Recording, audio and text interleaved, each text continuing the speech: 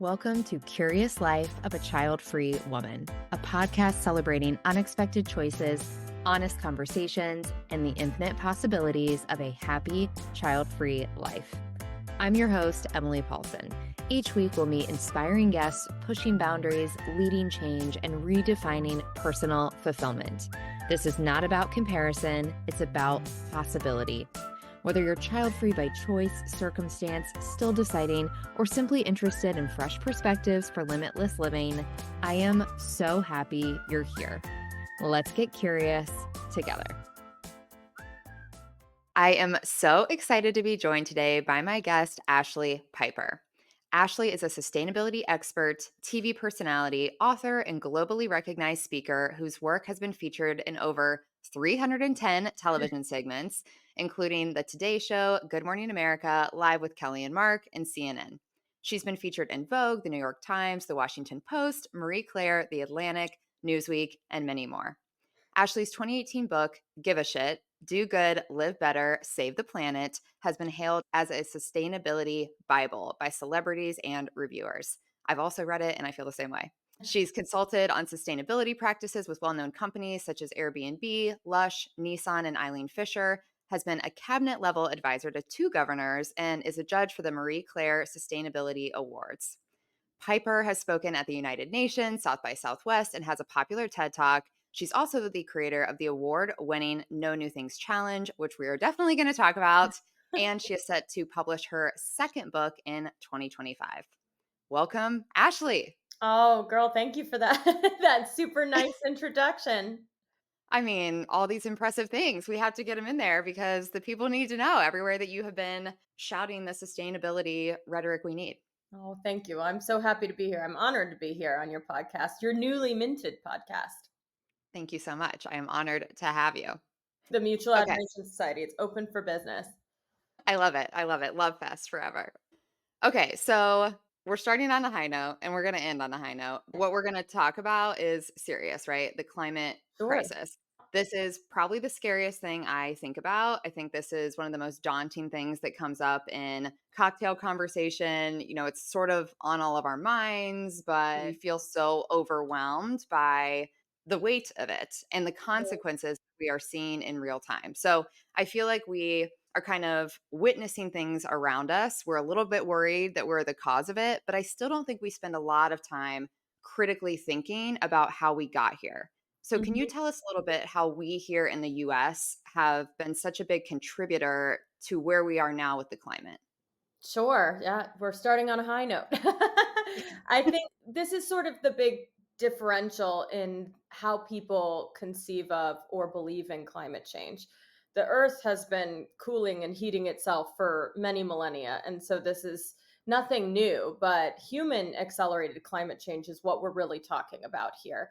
And it really starts from when there is kind of post war industrialism. So the industry boom largely in the Western world. So after World War II, especially, you start to see this correlation between industry ramping up because all of those factories, for instance, that were necessary to make wartime items like parachutes and machine guns and propellers and things like that, we had built out that capacity here in the United States and in other Western countries as well. And then when the war was over and all of these male soldiers, especially, came back to the United States, they needed jobs.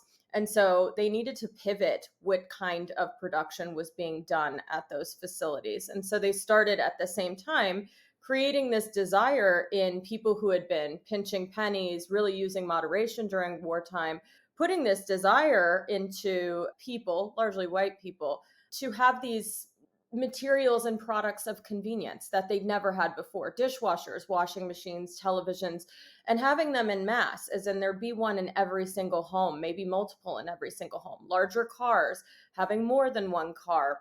The way that we buy clothes, for instance, it used to be you couldn't just go and buy something off the rack that would be in your size and fit you. And so fast fashion kind of became birthed. And the use of that term fast fashion is really just anything that you can pick up off the rack and wear, something that you're not having to have tailored just to you or something that you're making at home.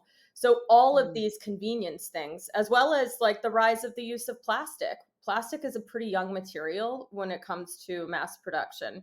And plastic really started to get used more widely in the 50s, in the 60s, in the 70s, because it was a material of convenience, because it was a material of disposability. So, this entire convergence of we've got industry ramping up to create products that we hope we can make people want. And we have marketing also ramping up, creating messages, especially to now captive housewives, for instance, who were previously working during wartime. They're sitting at home going, well, what do I do now? And so you see television ads really exploding because television ownership started to also explode. And a lot of those advertisements are saying, well, you need a dishwasher, you need a futuristic home, because that is the notion of American prosperity. That is the American dream after World War II. We've won the war. And so we have an entirely different idea of what making it in the United States is and what prosperity looks like. And so it went from being just, I make enough money to have a family and to have a place to live to, well, I Mhm. want to have something better than what my neighbor has or exactly what my neighbor has. And I want to have a lot of it. And I want my life to be convenient. And I want all of these futuristic devices of convenience. So all of this convergence is happening at one time. And that captive female consumer kind of community, basically, that women were forced out of factories during wartime and into the homes after the war, Mhm. really created this culture of women then being marketed to and being marketed to around these items. And then they would talk to their husbands and say, oh, I want this. And so we went from, I kind of talk about this quite a bit in my upcoming book, but we went from citizens to consumers. That is the Mhm. number one change and shift that happened in post World War II industrialization. And it's an attitudinal shift, it's a habit shift, it's an ideological shift in the West, and not just in the United States, but in other Western countries that then, of course, trickled down all sorts of other places. But so that's really what happened. And we see a direct correlation around this time to ramped up production and also to harmful global emissions.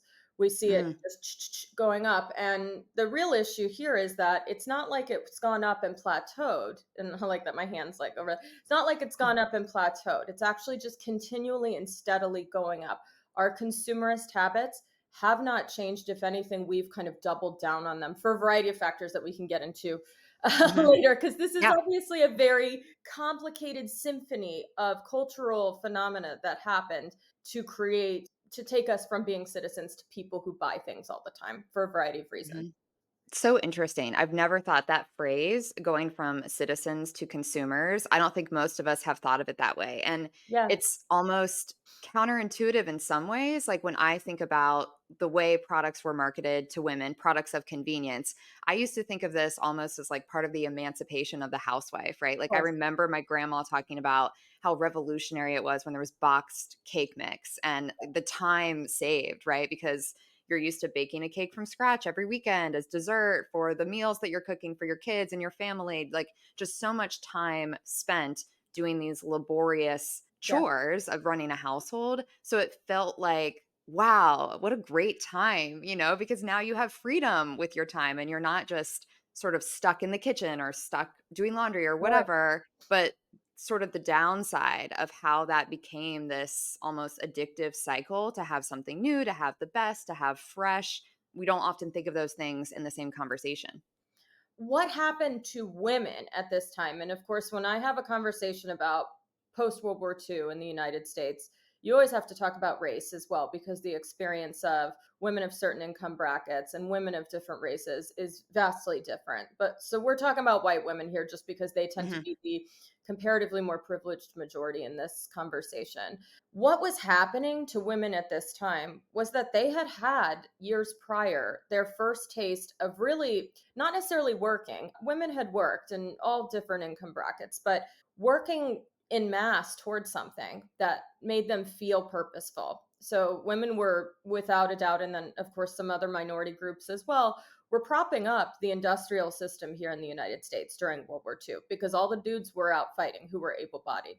So Mhm. women were making society run. And something that we never learned in history class, at least I didn't, was that this wasn't just like a, okay, the guys are coming home, so stoked to give you my job. I don't want to work anymore. I want to be home.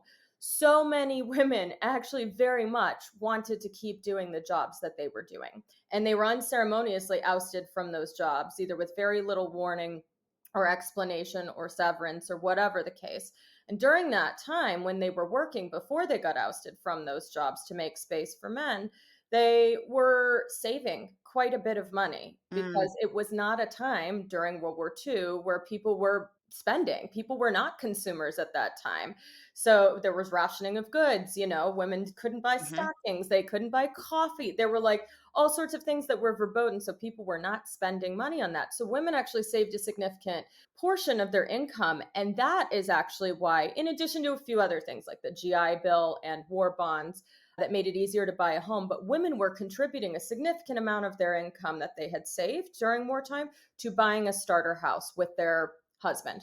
And to a lot of these women, their husbands were strangers because they had met them mm, before the war, gotten hitched, and off he goes. Or he comes back and they get hitched quickly because so much focus was put on, like, let's bring a nuclear family back together now that we're in peacetime.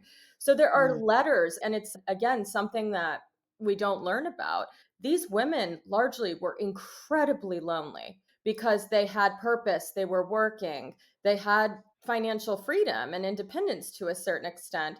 And then they found themselves in these sort of stranger marriages.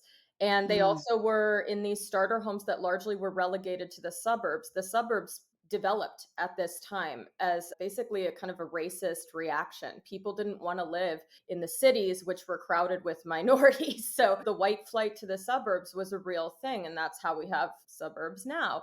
So these women lived in these suburban communities in these starter homes, and they had not a lot to do aside from mm, housework. They had lost the community that they had when they were working. And there are letters where these women say, I'm incredibly lonely. I miss my mom or I miss my family. Because before that, people were living in multi generational households as well. So they would see their parents or their sisters and brothers or whatever it might be. And then mhm, these suburban communities also became, in a way, kind of surveillance states because it was created in a way that women were pitted against each other. So if anybody did anything that was slightly outside the expected norm, your neighbor would tell on you.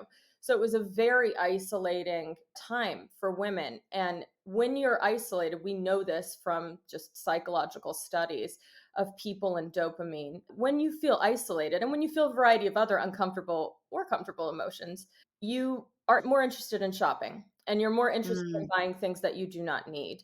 So if you're getting all these messages all the time, everywhere you're looking, and also you have the word of mouth from your neighbors who you want to keep up with because you don't want to fall out of favor and be someone that they talk about or that they suspect, you're going to want to buy things. And so that became the primary vocation for women. And that became and still is the primary budgetary allocation for a lot of marketing agencies and companies. They market mhm, to us because they know that women, even today, especially today, hold a significant amount of consumer purchasing power, almost like all of the consumer purchasing power, not just in the United States, but globally.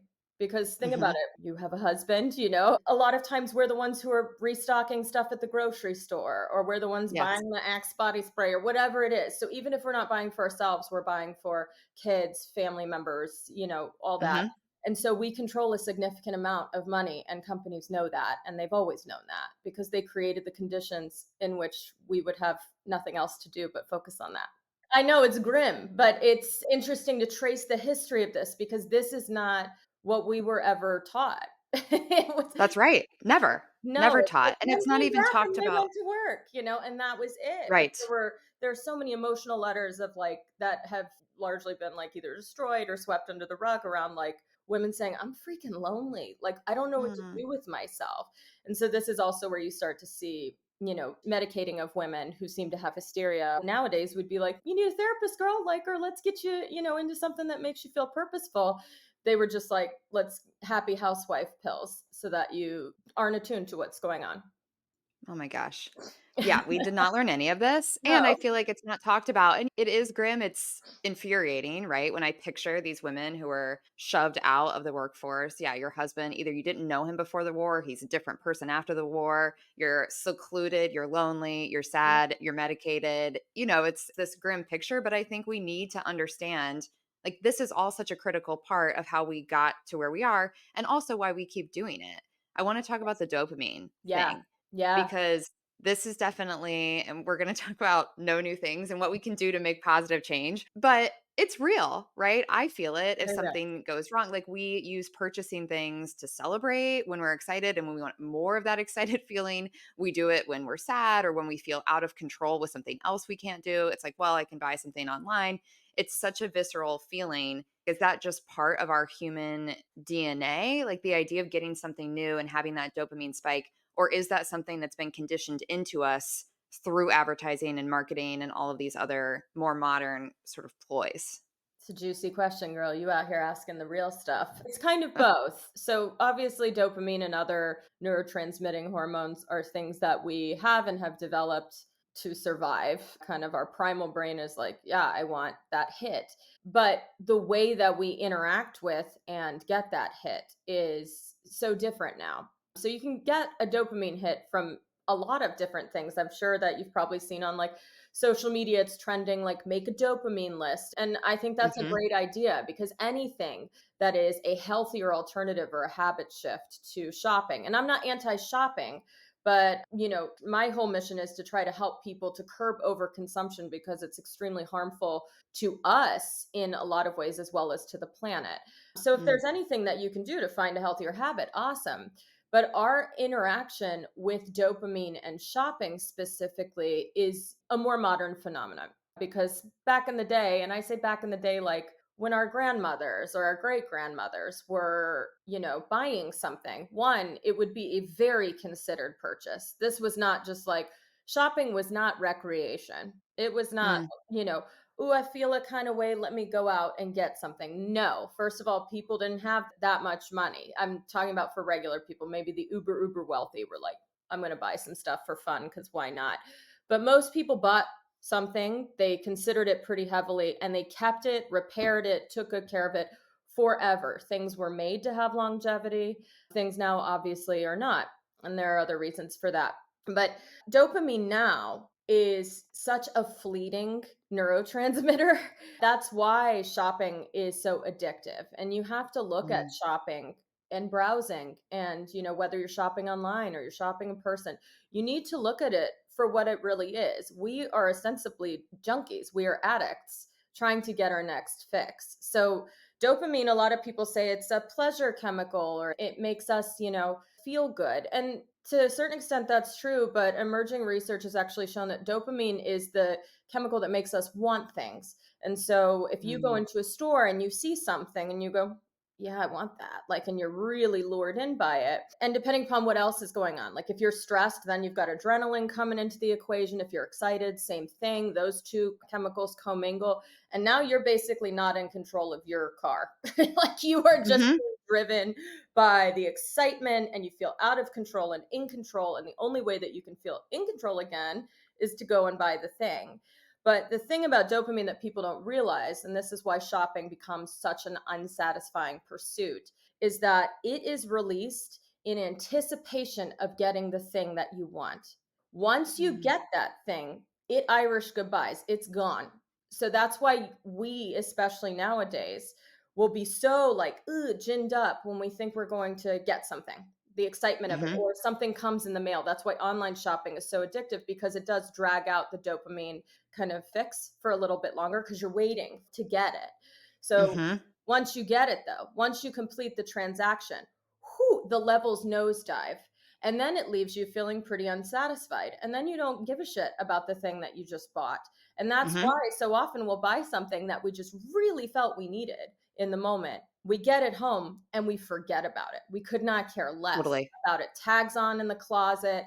Ooh, it's in a cabinet. You just don't like it anymore the next day. That's dopamine playing its tricks on you. And if you have a habit of, for instance, consistently going to the same place to shop, I'll use like Amazon.com, for instance, right? A lot of Mhm. people have it just as a regular browser tab.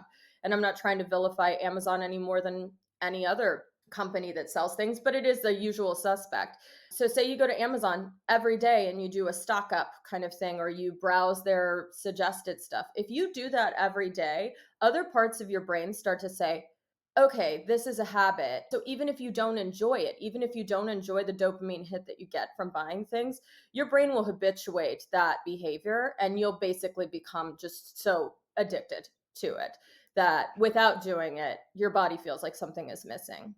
Mhm. So that's how something as seemingly innocuous as like a standing shopping date with your girls at Sephora, once a week or something, which used to be the apex of making it when I first started working, can really create almost entitlements in your brain that this is something you need to do to live and to survive.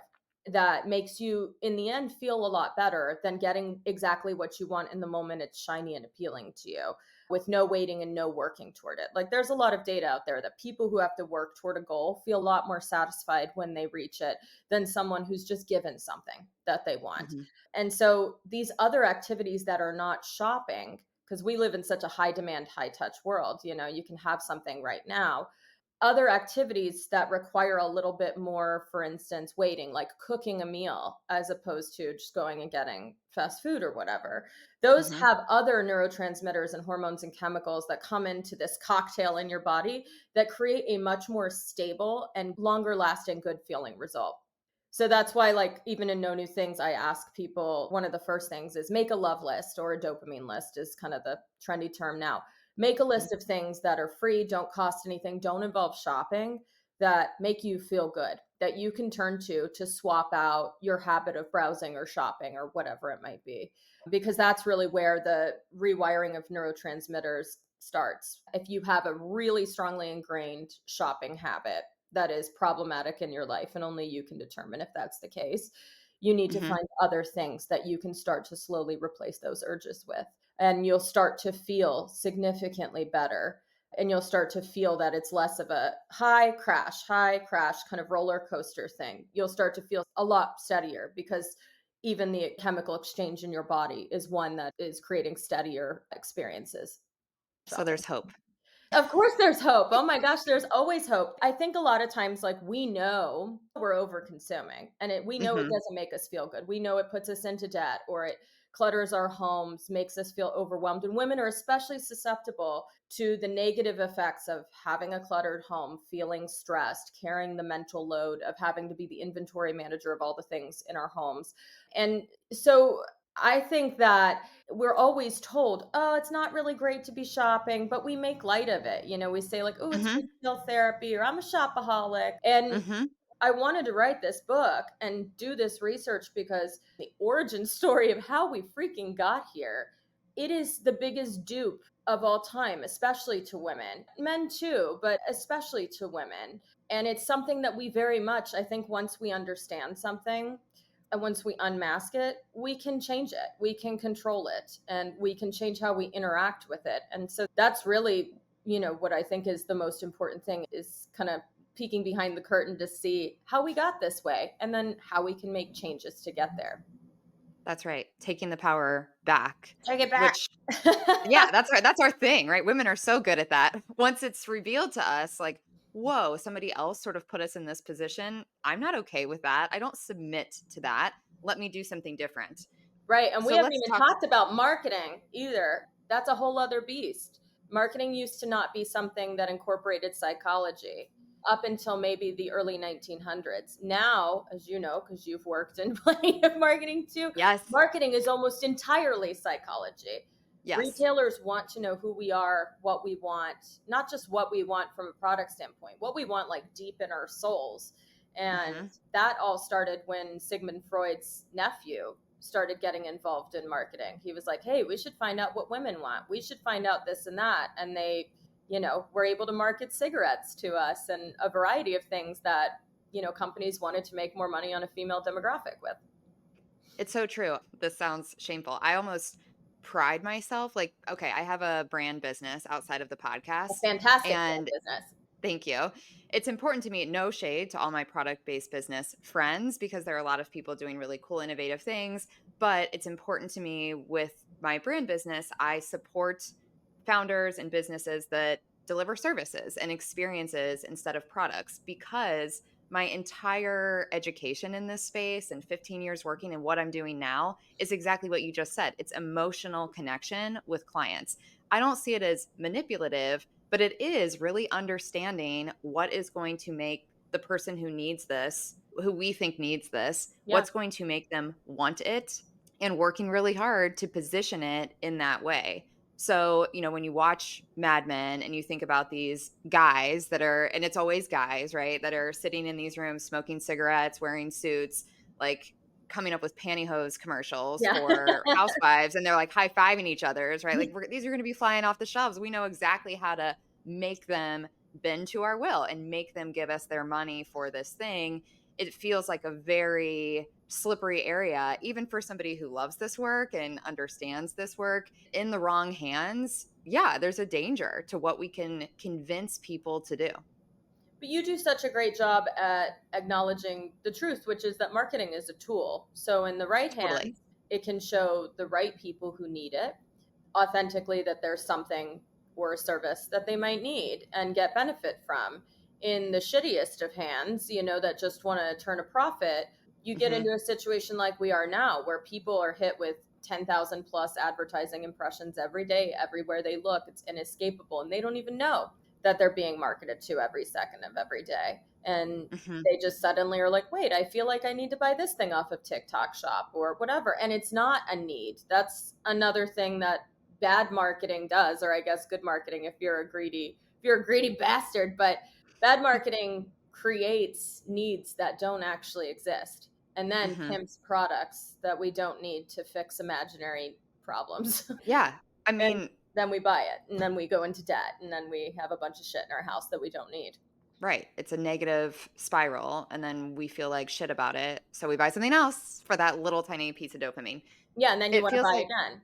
right, you wanna buy again. Yeah, I mean, they're on to us and it's working, and fast fashion feels like such a clear example of this, and I Mhm. just wanna clarify what fast fashion is, because we know about Shein, we know about Zara, we know if we're buying boots on Amazon, that's probably fast fashion when they cost Sure, $32. of course. But I think there's a confusion, and you alluded to this at the top. If I buy a $300 $400 suit from J. Crew, that makes me feel a little bit better. Like, oh, wait, maybe this is nicer. Like, what is fast fashion? Like, what is the definition of that? Yeah, so anything related to sustainability terms, like fast fashion is not an official recognized term. Anything related to sustainability, and I've been doing this for a pretty long time, is like the Wild West. So there is no clear definition of what fast fashion necessarily is when it comes to retailers. I will tell you my personal rubric is that if it's mass produced, it's fast fashion just by its very nature. And that has absolutely nothing to do with price point. Price point, of course, is an indicator of how people are treated who are making these items. So, for instance, like you mentioned, a $20 pair of something or a Hmm. $7 pair of jeans, you can't have that without significant collateral damage of people thousands of miles away in other countries working for 17 hours a day with no bathroom break. Like that Mm. is what that looks like. And we like to trick ourselves and have the cognitive dissonance that that's not true, but that is true. But at the same time, we found that same production experience happens when you buy a Louis Vuitton bag or coat that is $3,500 or other designer items. So price point, certainly if it's super low, is usually a good barometer that someone was treated like shit or enslaved to create this item for me. Mm. But it's not always a guarantee that something that's more expensive or potentially smaller batch is not also going to be feeding into all of those ills that make something fast fashion. Fast fashion has like, how is it produced? Who is producing it? What is like pattern making, pollution? All of these things are considerations. Like, what happens to the environment when you're making leather boots, or what happens to the environment when you're making a coat and you're throwing 50% of the fabric away because your Mm. pattern is so wasteful. So those are all considerations with fast fashion. I think that Shein sucks, obviously, but it's also low hanging fruit. And sometimes I think the messaging around what is fast fashion is just confusing for folks who don't work in this space. And so Mhm. they're like, oh, I don't do fast fashion like Shein or Boohoo because I go to H&M or I go to Banana Republic or I go to Anthropology. Those are all fast fashion. It's all fast fashion, just slightly more expensive and with a better storefront. And I always say, like, instead of worrying so much about fast fashion, which still is a very noble, gallant pursuit, and I want people to be attuned to it. Focus more on one, getting things secondhand first and working with what you already have if you can. That's the most environmentally friendly thing you can do, full stop. Also, if you do happen to have something that's from a fast fashion retailer, there's no environmental or ideological benefit to tossing your Shein stuff out because suddenly you want to have a pristine, sustainable closet. Work with what you've got, repair it, use it, ethically offload it, which is a term I coined in my first book around instead of just donating something in a blanketed way to a big box store where most of it's going to go to the landfill, find an intentional recipient for it or find another way to use that item. Upcycle your Shein t-shirt that's all busted that you can't repair anymore into a cloth to clean your house, whatever, you know. There are Mhm. plenty of ways to take something that's originally fast fashion and extend its life so that it doesn't fall into that fast fashion category anymore, at least not for me. So we could Yeah. have a whole other podcast on fashion and on how things are made as well. I love looking into that kind of stuff. Well, we will have a second episode on that. I love that topic too. And I think, as you said, the terms are confusing.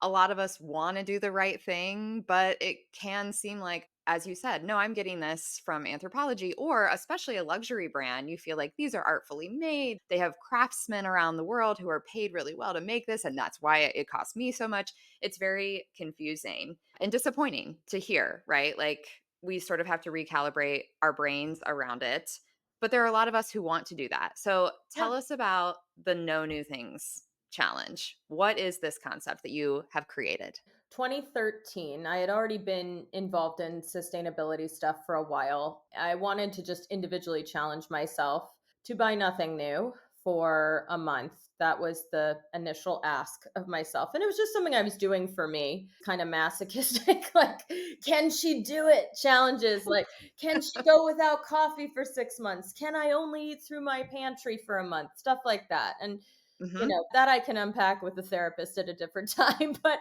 I thought no new things. It was just the alliterative name I gave what I was doing.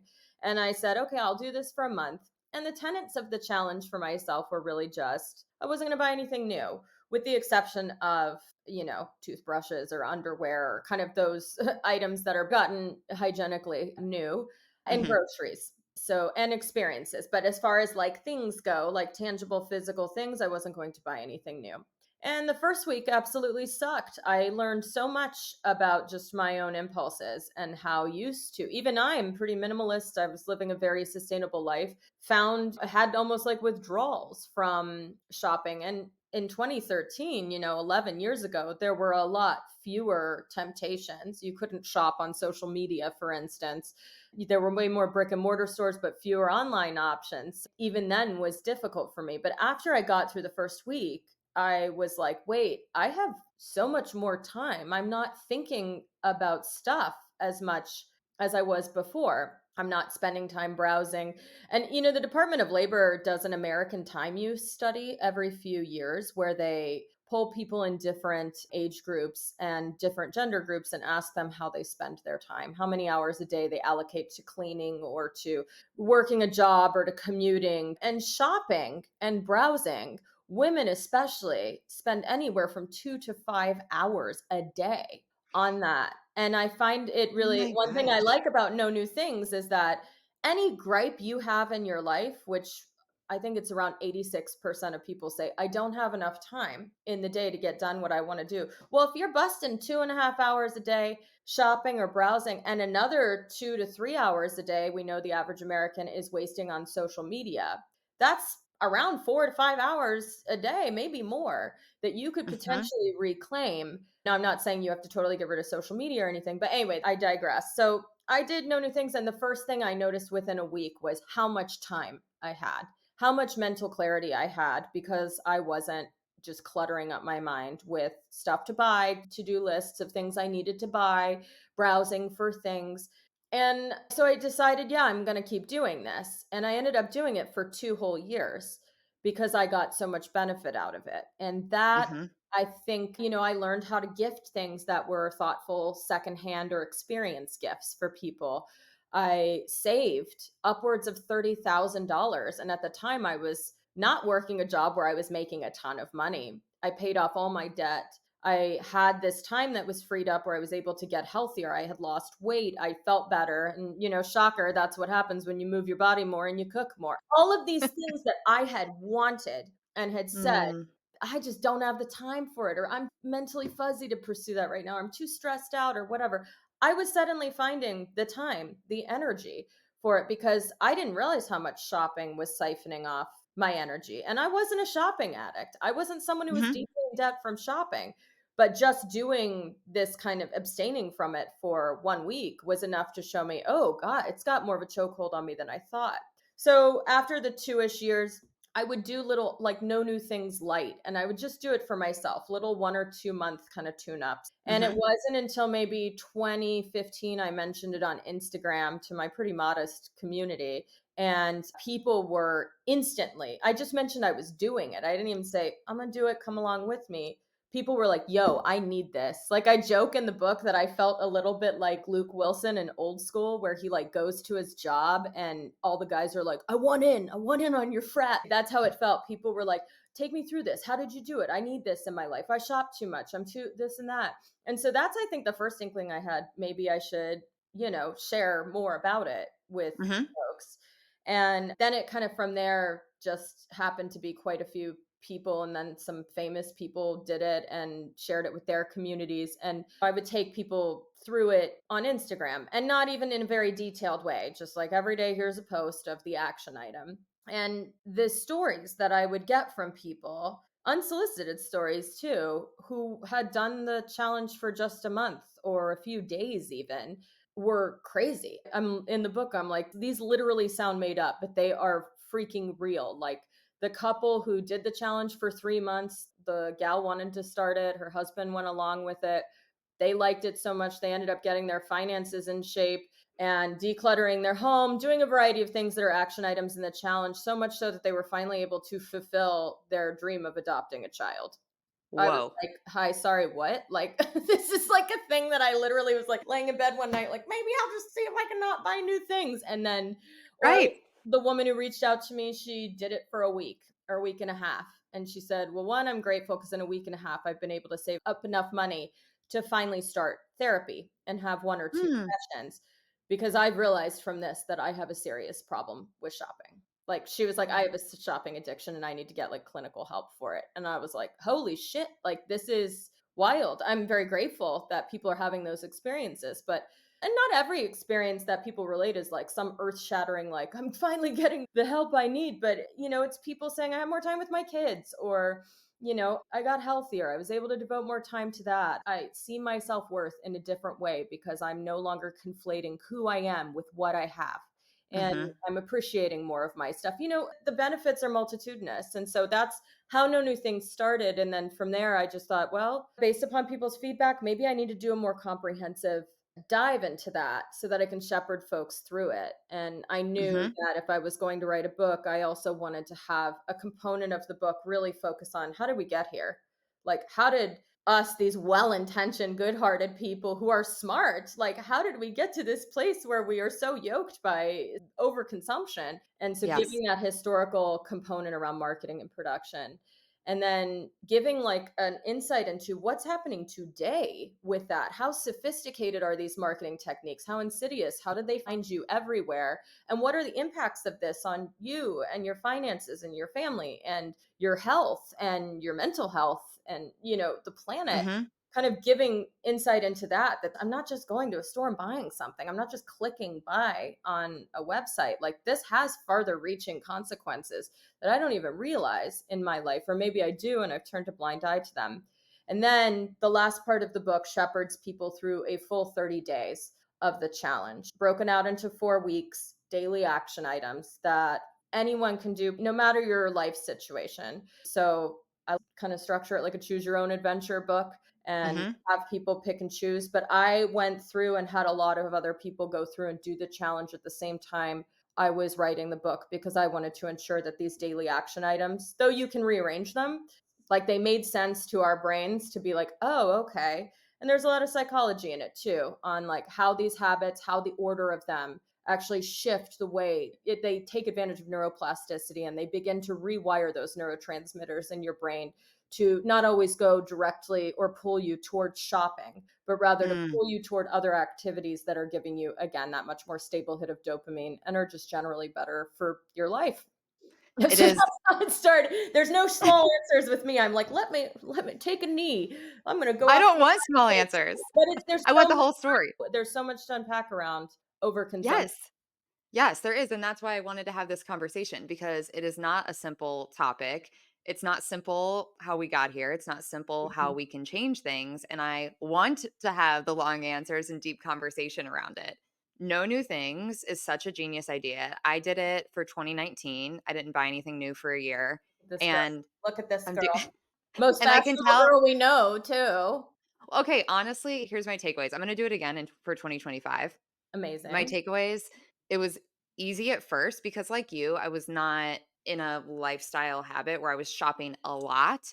So Mhm. probably month 1, maybe 6 weeks felt easy, but I was probably in a cycle where I was shopping about every 6 weeks. So when that Mhm. first urge came around, it was jarring for me to think how much I was thinking about just wanting something new. There was no precipice, like, there wasn't something that I needed something specific for. It was just, like, all of a sudden this overwhelming feeling like, I don't like anything I have, I'm bored, I need something, and it was embarrassing. Like, I think I maybe that was when I was working in an office. I might not have outfit repeated the entire year. That's how many clothes I already had. I Oh, do not need sure, more clothes, you know? sure. Like, and I hold on to things. I have things from high school, and I'm, like, the queen of hand-me-downs. So You are. people bring me, like, "You're tired, you're poor, you're ugly" sweaters, I'll take them.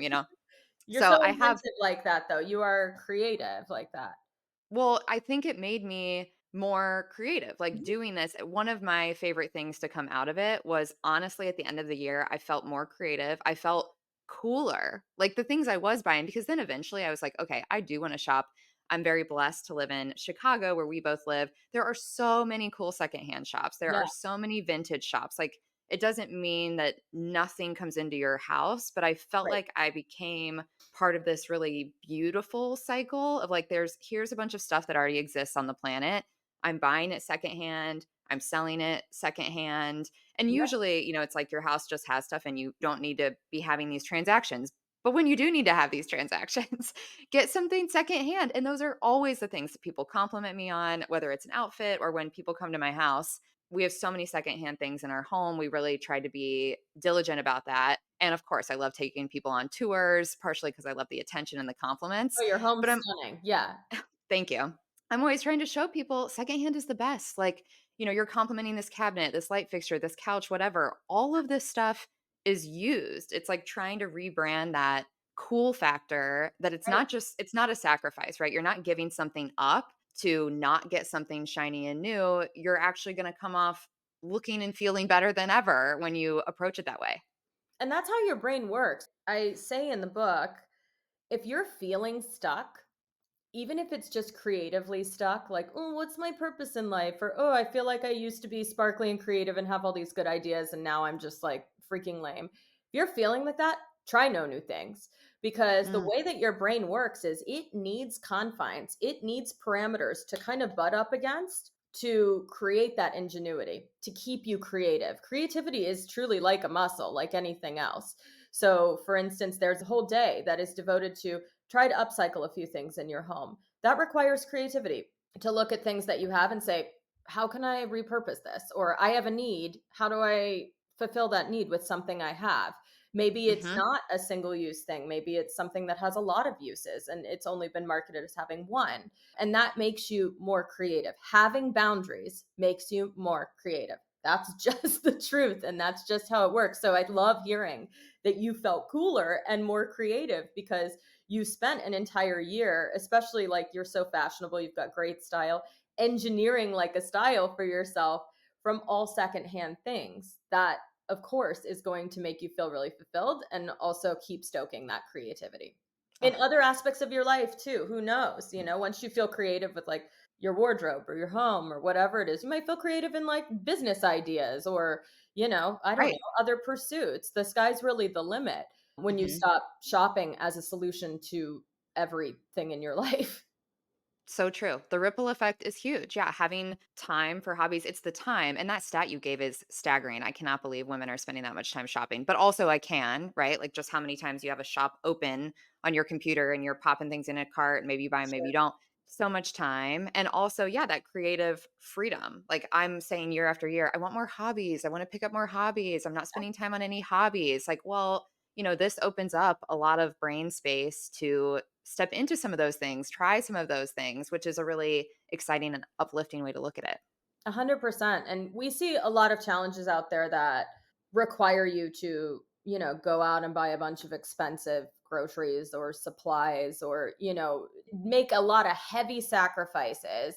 And this requires really none of that. You can start it from wherever you are. If you're a truly like shopping addicted person, if you're kind of a mellow person who just wants to chill a little bit on shopping, whatever it is, you can start from wherever you are. And aside from, I guess, getting the book from someone or doing the ebook or the audiobook or whatever there might be, there's very little upfront cost to doing no new Mhm. things. And the amount of money that people save doing no new things is pretty extraordinary. I have people track their triggers throughout the challenge every day. If you feel the impulse to buy something, write down what it is, where you saw it, when you saw it, how you were feeling when you saw it, and how much it is.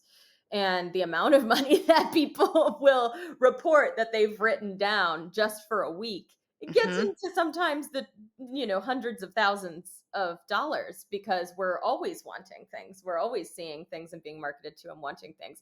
But the amount of Mhm. money that people save just in a week or a month of doing no new things, real money, not just like, oh, I wanted to buy this and I didn't, is pretty extraordinary. So that alone, I feel like, is, if you're struggling financially, not buying stuff is a pretty good way to at least start to ameliorate the situation a little bit. It's certainly not a Mhm. cure all, and it's not a replacement for financial counseling or, debt recovery or whatever people need to be doing, but it's a good complement to it, because there's almost nothing that overconsumption does in our lives that is beneficial for us.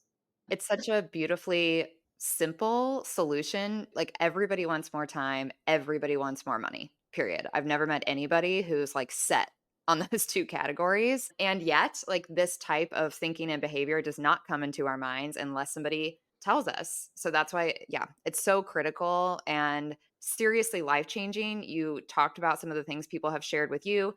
I have felt it. I'm sure you have 100 more stories. It is such a powerful movement. I'm so grateful that you're sharing it with people.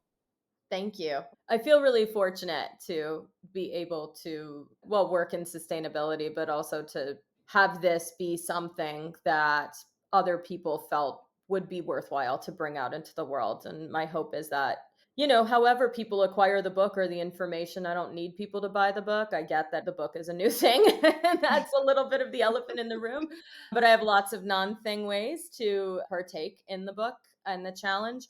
But I really genuinely hope that this is something that has a positive impact on people, especially with everything that's going on in the country, in the world, giving a real sense of agency in their Mhm. lives and showing them how they can take their power and their resources and their energy back from a machine that really just profits off of us feeling discontented with ourselves constantly. And like we never have enough is a way to change your life for real.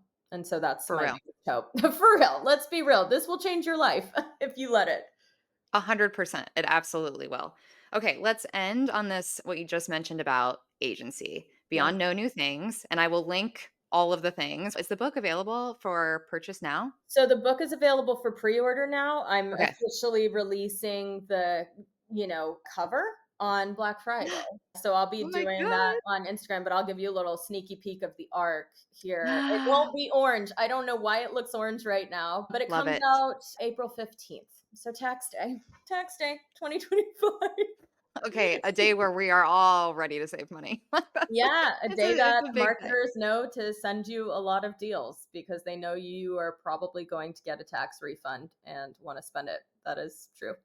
Okay, well, this is a very worthwhile thing to spend on to help us spend Thank less in you. our life overall. Okay, so I'll get all the links from you to make sure we have that in the show notes. Thank you. With beyond no new things. For those that are feeling uplifted, I definitely want to take my power back as a woman, as a consumer. I want to get back into this citizen mindset a little bit more. What is something that you share with people, or after all of these years being in the sustainability space, something you wish people knew about their personal power to actually make change on such a major problem?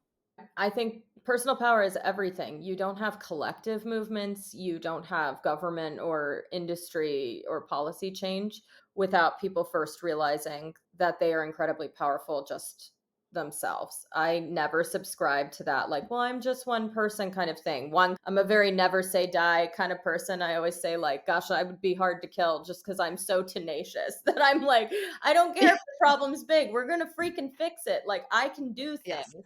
And I think one of the worst things, especially when it comes to like climate change or the political climate, like whatever it is that feels huge and it gives you hella anxiety, the best antidote to anxiety is action, action in the right direction. So, like, clinicians will be like, make your bed, drink a glass of water, like if you're depressed or something, right? So, Hmm. the best antidote to that is to start taking small steps towards something you think will maybe make a difference, maybe move the needle. And even if that needle, and this happens a lot with climate change stuff in the environment, you might not see the direct fruits of your labor immediately because it's a huge problem that requires all Hmm. hands on deck. But you might feel better recycling things or composting or buying secondhand or doing a variety of the sustainable steps that you can take to be a good Hmm. human on this planet. And that is enough of a win for me.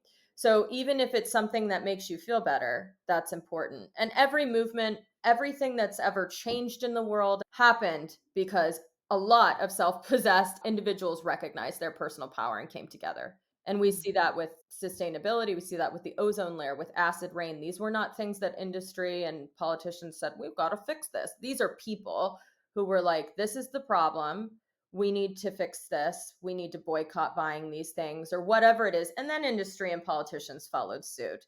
That's how a lot of things start. So I want people to feel like they can grieve and that they can take the space they need to scream, cry, feel like shit, feel scared, whatever it is. But then Hmm. we need you to get back up and we need you to remember that you singularly are one of the most powerful forces on this planet. And when we come together and we're in that mindset, we are absolutely unstoppable, and history supports that.